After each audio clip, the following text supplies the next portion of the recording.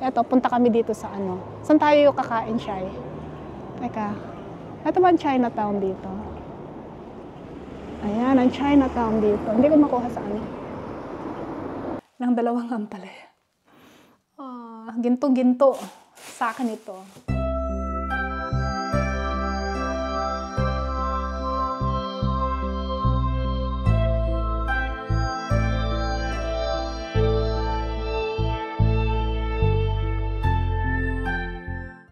Good morning, Kanet friends. Today itong buhok ko mapuputulan. Sasamahan ako ni Shaira dun sa Asiatis na na parlor na pinagugupitan nila. First time ko doon. Normally dito lang ako sa ayun na siya. Sa malapit-lapit. So ito paiigsian ko. We will see. Let's go. Saan tayo pupunta? Anong gagawin natin doon? Pagupit na. Papagupit daw ako. Anong oras yung train natin? At ito kami ngayon sa train station. Ayan. May ilang minutes pa tayo. Ayoko sa taas. Malamig.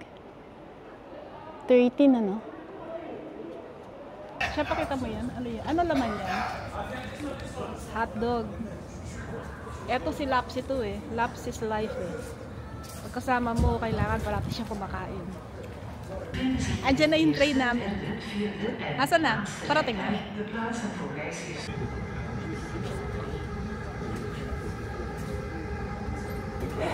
Ano experience natin, Shaira? Buti na lang nakapag-rubber shoes ako. Yung appointment... Hindi pa yun. Yung appointment namin, dali ang ingay naman. We're now arrived. Nag-i-English din. International. Yung appointment namin is alas 2. Tapos 1:30 na. Meron kaming stopover sa ibang train. Etong si Shaira, takbo kanya, takbo. So, takbo kami. Walang elevator, hagdanan. Pagdating namin doon, umaalis na yung train namin. Buti na lang meron siyang option B, plan B. O meron siyang ibang train. Takbo uli kami. So, Maria Joseph. Ayon ang aming experience na muntik nang nahuli. Hindi nakasakay sa train.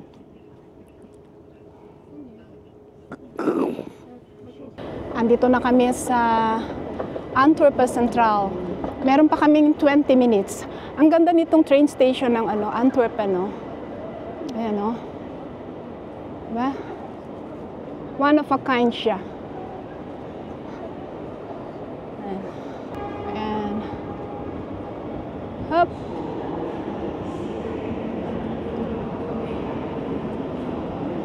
Ayan siya.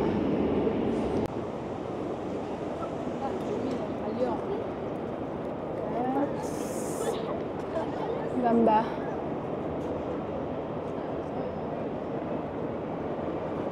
Hoy, Shai, halika na. Lakad na tayo.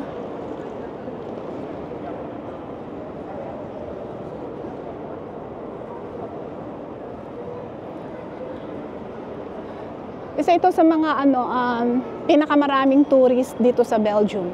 Itong Antwerpen. Ang ganda niya, no? Diba? Oh. Sa istasyon ito, ang gala, ay, may Pilipina. Hello. Ayan, ang ganda, di ba? Ay, may Pilipina uli.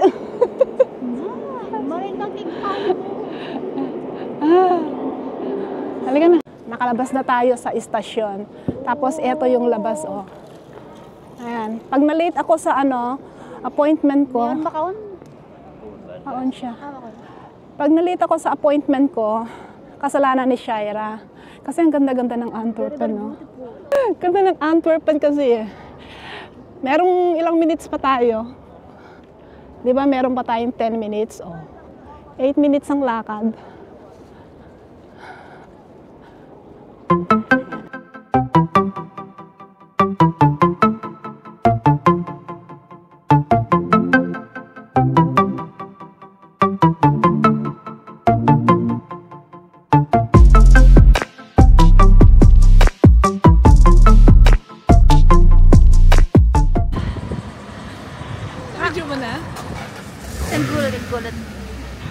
Oh, pak.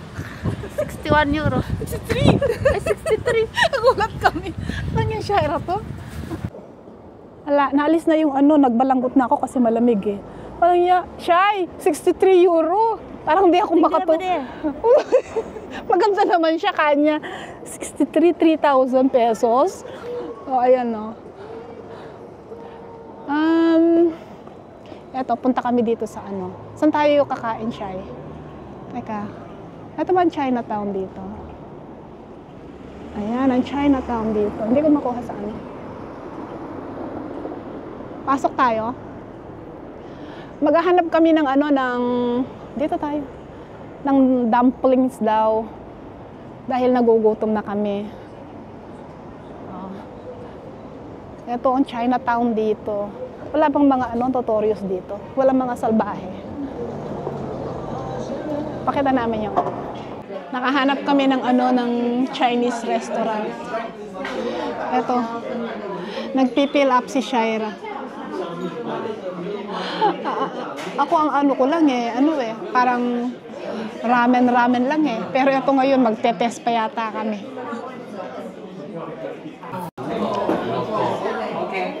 First time naming ano, umorder dito. Ayan. Shaira, ano yung mga pinilipapan mong test? First time namin dito sa Chinese restaurant.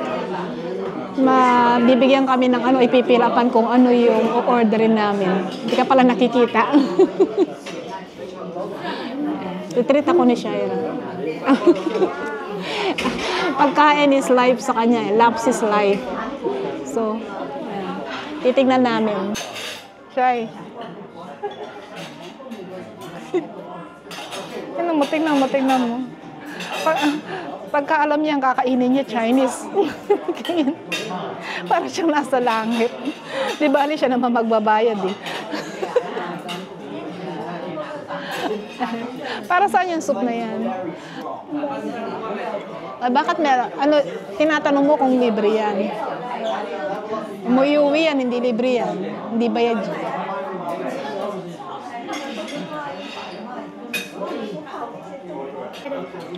Ito, meron kaming rice, pork, noodles. Bon appetit! Ayan.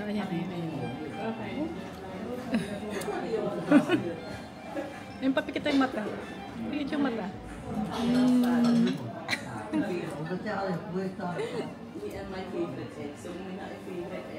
Meron kaming dimsum.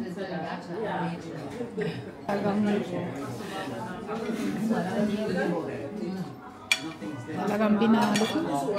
Balutin mo ako. Maghiwaga ng iyong pagmamahal.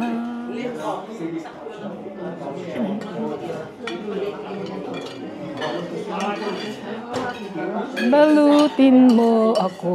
Maghiwaga ng... Nandito na kami sa train pauwi. Anong kinakain mo ngayon na Shay?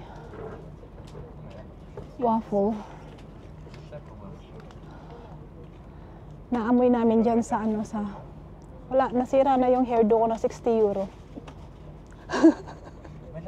Pati si Shaira nagulat sa presyo. Pero, ayan o, waffle. Fresh waffle. Ito ang Belgian Pride. Naamoy namin yung waffle eh. Sarap. Ayan si Shaira o. Naubos na yung waffle niya. Uy, nako. Mango yan, ano siya eh. Sabi mo sa akin ano lasa? Yung milk tea ni Shaira. Okay? Approve ba? Yan ko, uminom na akong tubig. Nagagaya lang ako sa iyo. Guess what? Kung ano yung nakita namin sa ano sa Antwerp. Asian store na nakita ko talaga hindi ko pinalampas eh. Nakakita kami ng okra. Ayan o. Okra. Hindi ko alam kung ilang tinagdagan na namin. Ayan o. Okra. Tapos, meron pa akong nakitang talong. Ayan. May nakita akong ampalaya.